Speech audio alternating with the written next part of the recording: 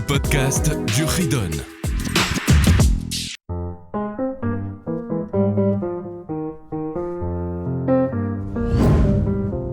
Nous revoilà les enfants pour chapitre 53, la suite de cette première partie du Ridon, qui s'agit du Chametz.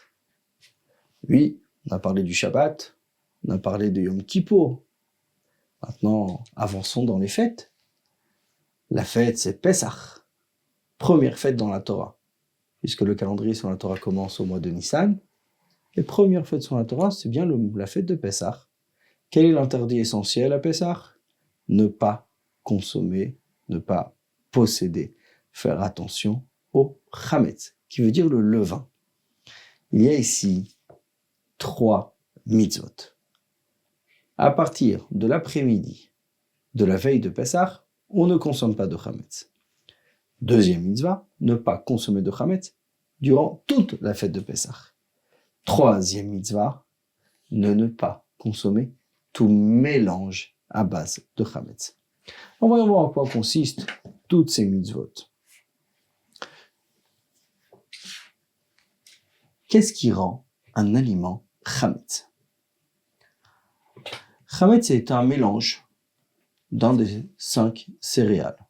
Le blé, l'orge, le saule, l'épeautre et l'avoine. Avec de l'eau. Donc j'ai pris une farine d'une de ces 5 céréales et je l'ai laissé assez longtemps pour qu'il gonfle. Ne serait-ce que de l'eau et uniquement de l'eau avec une de ces 5 céréales va faire gonfler la pâte et ce qui va nous l'appeler Chametz. Chametz qui veut dire gonfler. Mais, souvenons-nous, on vient de dire de l'eau. Si ce n'est pas de l'eau, si c'est un jus de fruits, ça ne le rend pas Chametz. Ah, mais si ces jus de fruits ne sont pas purs à 100%, quand je dis 100%, ne serait-ce qu'une goutte d'eau ne le rendrait plus 100% et pourrait faire gonfler ces céréales.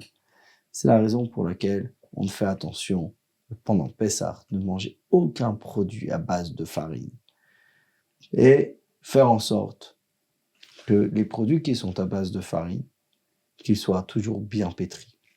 Par exemple, le produit essentiel à Pessah, qui est à base de farine, c'est bien la matzah. Mais cette matzah, on fait attention de toujours la pétrir et ne jamais la laisser 18 minutes sans qu'on se soit occupé. C'est-à-dire qu'on est malaxé, pétri, touché pour éviter qu'elle gonfle. Si on la laissait 18 minutes au repos, elle s'appelle automatiquement Chametz. Les interdits du Chametz commencent le milieu de journée, donc après-midi de la veille de Pessah. Mais nos sages ont mis une barrière de 2 heures avant Chatzot, 2 heures avant la mi-journée de cette veille de Pessah.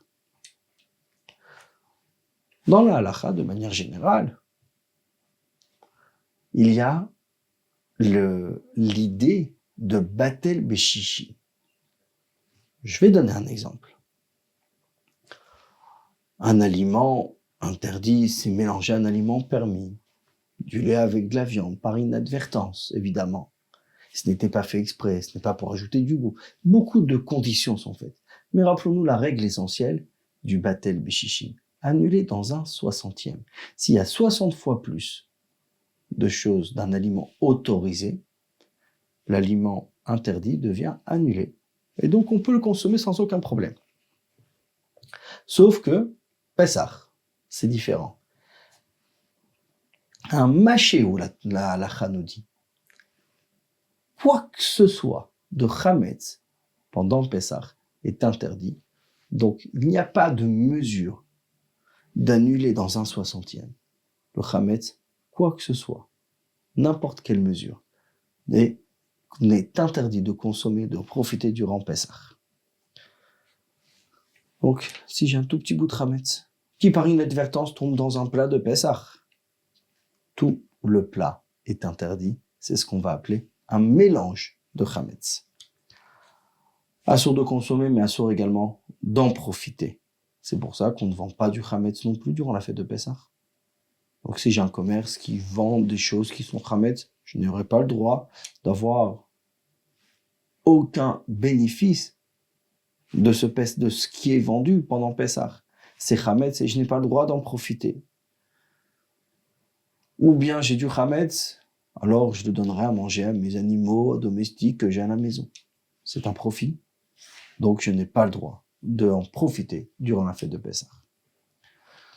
Celui qui malheureusement l'a transgressé volontairement, il y a cette peine de malcoute. Si c'est avant Pessah, durant la fête de Pessah, il y a le karet, retranchement par hachim.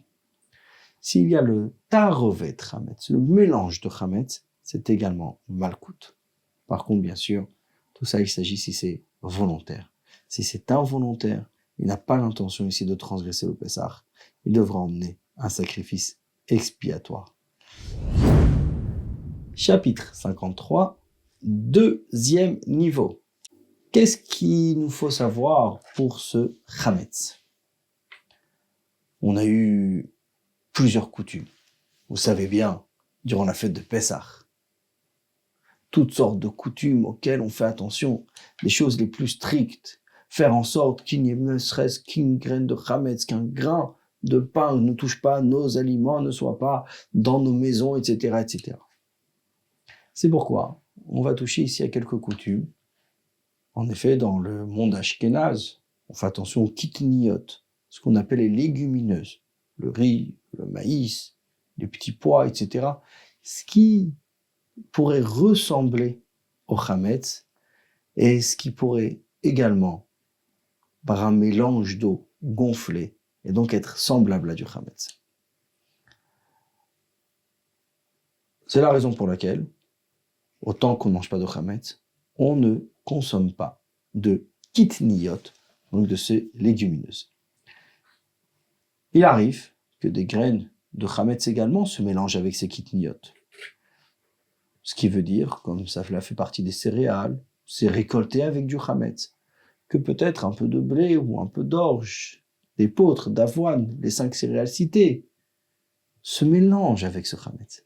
Ce qui fait qu'involontairement, j'aurais consommé du chametz. Mais même si la coutume est de ne pas en consommer, on peut néanmoins en profiter, parce que ce n'est pas une interdiction de la Torah.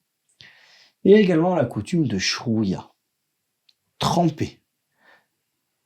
Dans certaines communautés, on fait attention de ne pas du tout mouiller la matzah durant la fête de Pessah. Peut-être qu'un peu de farine qui n'a pas été cuite ou bien pétrie vienne en contact avec de l'eau et gonfle et devienne chametz. C'est la raison pour laquelle on fait attention de ne pas mettre en contact la matzah avec quelconque liquide, de peur qu'il y ait ce peu de farine qui devienne chametz. Autre chose, il y a le chametz noukshe, c'est-à-dire ce n'est pas fait pour manger. C'est un mélange de farine et d'eau, mais c'est utilisé complètement pour autre chose. Pour en faire de la peinture, de la colle. Même si c'est une pâte, même s'il a eu le temps de monter, à partir du moment où ce n'est pas mangeable, ce n'est pas fait pour être mangé, c'est fait pour être utilisé pour toute autre raison que de la nourriture. Selon la Torah, il n'y a pas de souci, on pourrait le consommer, puisque ce n'est pas du chametz. Mais nos sages nous demandent, puisque quand même, il y a du chametz, donc de le brûler avant la fête de Pessah.